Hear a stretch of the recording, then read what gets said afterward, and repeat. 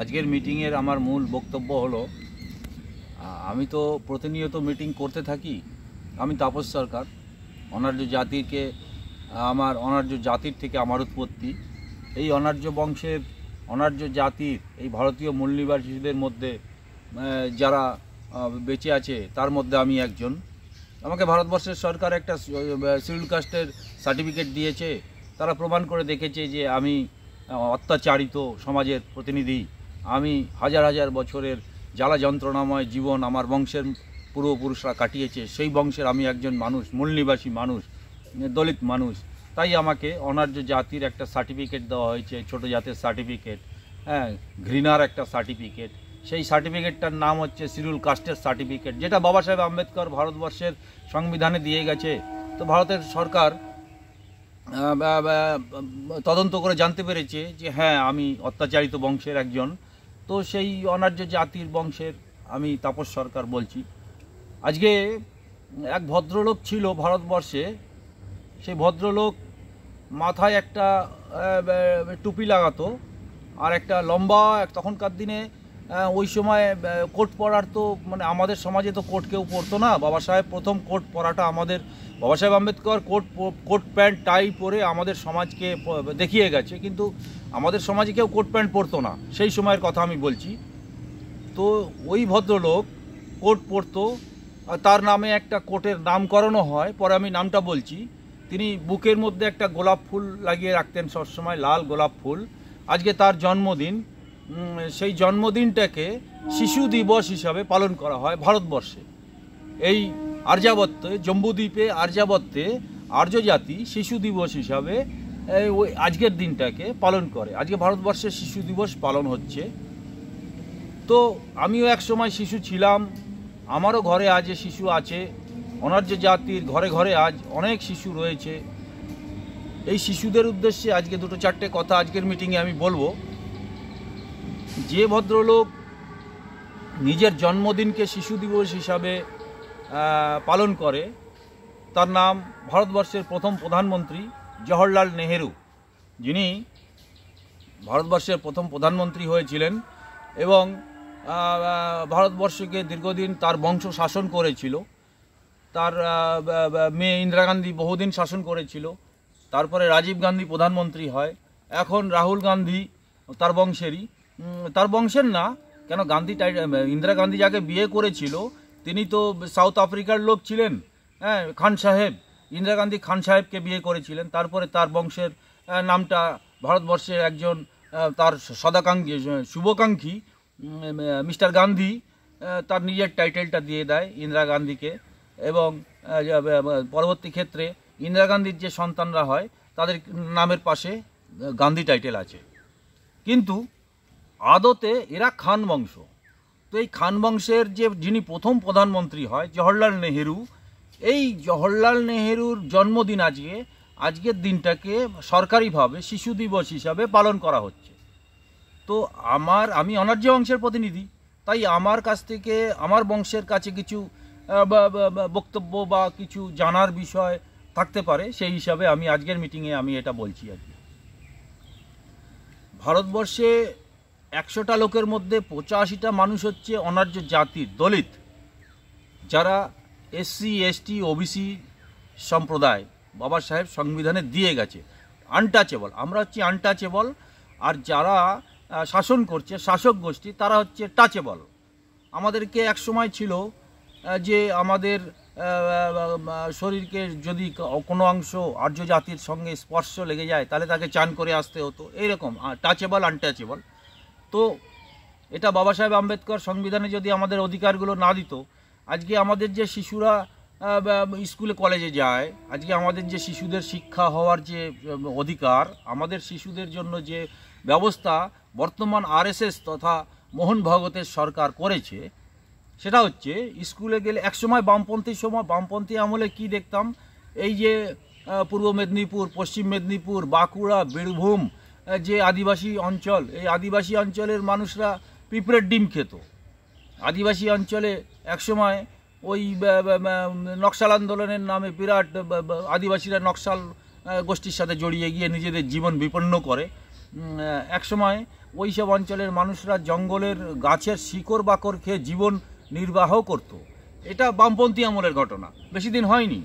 আজকে বামপন্থী আমল চলে যাওয়ার পরে তৃণমূল কংগ্রেসের আমল, সেই কংগ্রেস সরকার, যে কংগ্রেস পার্টির একটা মাথা ছিল জওহরলাল নেহেরু, প্রথম প্রধানমন্ত্রী এই কংগ্রেস পার্টির, সেই কংগ্রেস পার্টিরই সরকার এখনও চলছে পশ্চিমবঙ্গে, নামটা খালি তৃণমূল কংগ্রেস দিয়েছে।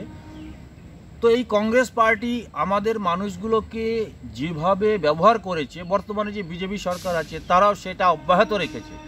যেরকম আমাদের যে বাচ্চা কাচ্চারা স্কুলে যায়, এখন তো প্রাইমারি স্কুল তথা 10 ক্লাস পর্যন্ত যে স্কুল ক্লাস হয়, স্কুল ফাইনাল পর্যন্ত যে সমস্ত ছাত্রছাত্রীরা স্কুলে যায় তাদের জন্য ওই রান্নাবান্না করে খাওয়ানোর ব্যবস্থা আছে, তো খিচুড়ি খাওয়ানোর ব্যবস্থা আছে।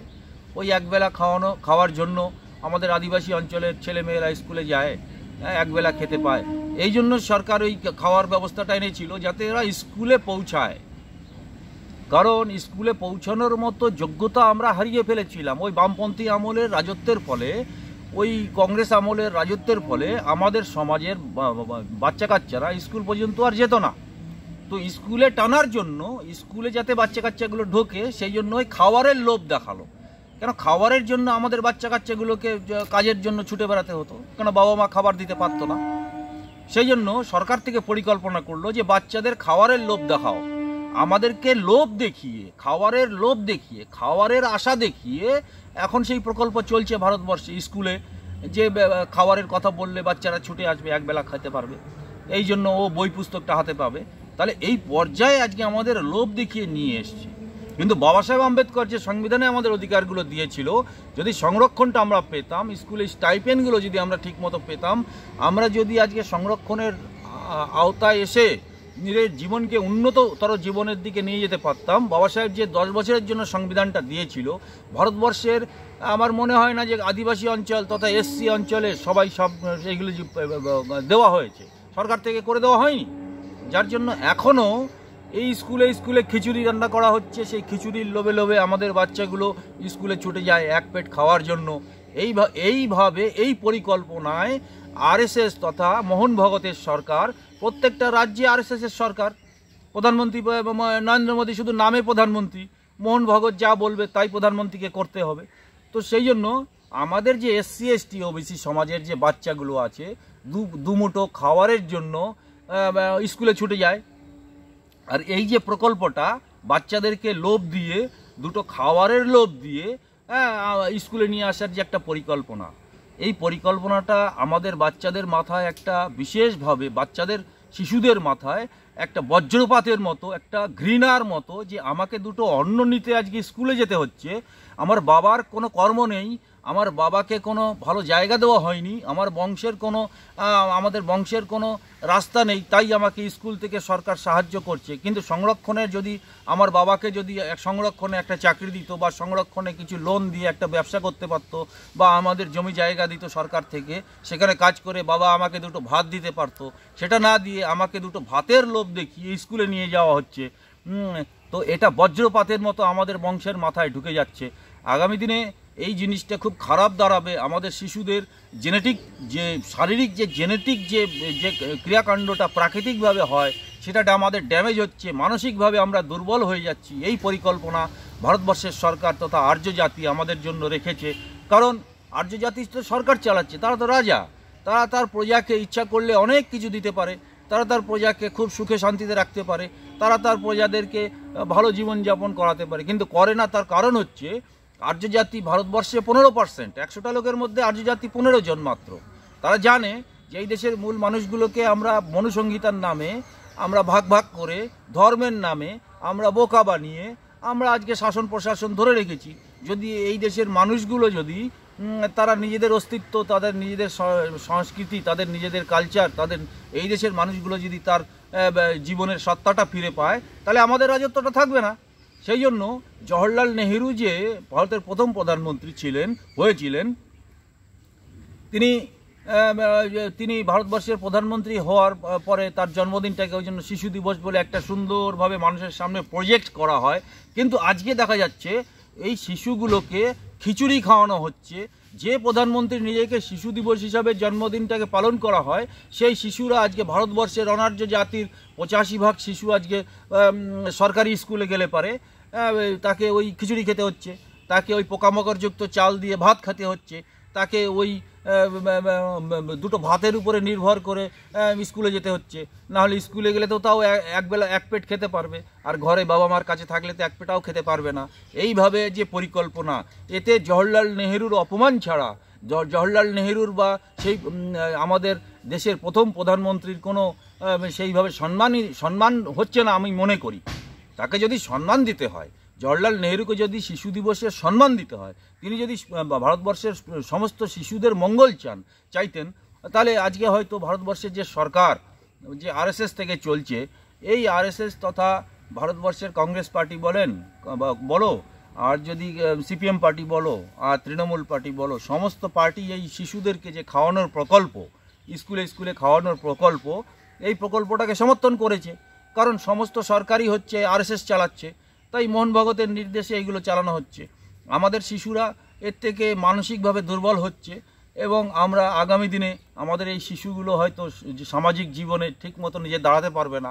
কারণ যখনই সে জানতে পারবে তার আশেপাশে পরিবেশ থেকে যদি তাকে খোঁটা দেওয়া হয় যে তুই তো স্কুলে যেতি দুটো ভাতের জন্য, তোর বাবা মা কী করেছে, তোদের বংশের কি আছে, তোরা তো জলে জঙ্গলে থাকিস, এইসব কথা যখনই তার কানে আসবে, যখনই সে শুনবে, তখনই সে দুর্বল হয়ে যাবে মানসিকভাবে।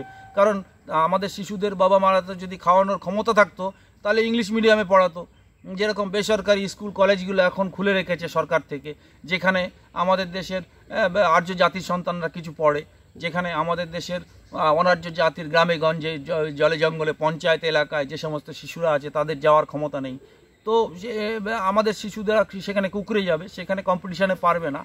তাই আজকে তোমাদের কাছে এটুকু বললাম যে আমাদের শিশুদের সামনে বিরাট দুর্দিন আসতে যাচ্ছে, আমাদের অনার্য জাতির শিশুদের কাছে বিরাট দুর্দিন আসতে যাচ্ছে, আমাদের অনার্য জাতির শিশুদের কাছে বিরাট দুর্দিন আসতে যাচ্ছে।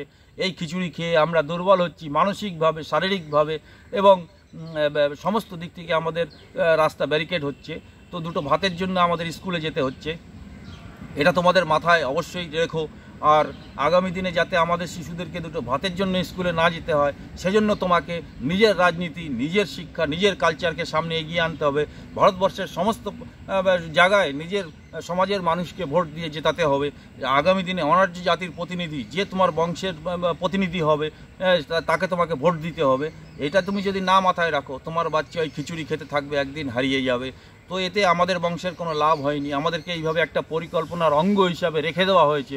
এটা আর্য জাতির একটা পরিকল্পনা, কেন এর থেকে আমাদেরকে বের করবে না, ইচ্ছা থাকলেও ওরা করবে না। তাদের অনেক ক্ষমতা আছে, তারা সরকারে আছে, তারা আম্বেদকর যোজনা, যে বাবা সাহেব আম্বেদকর যোজনা দিয়ে গেছিলো আমাদের জন্য, সেই যোজনা আজ পর্যন্ত ভারতবর্ষে কোথাও চালায়নি।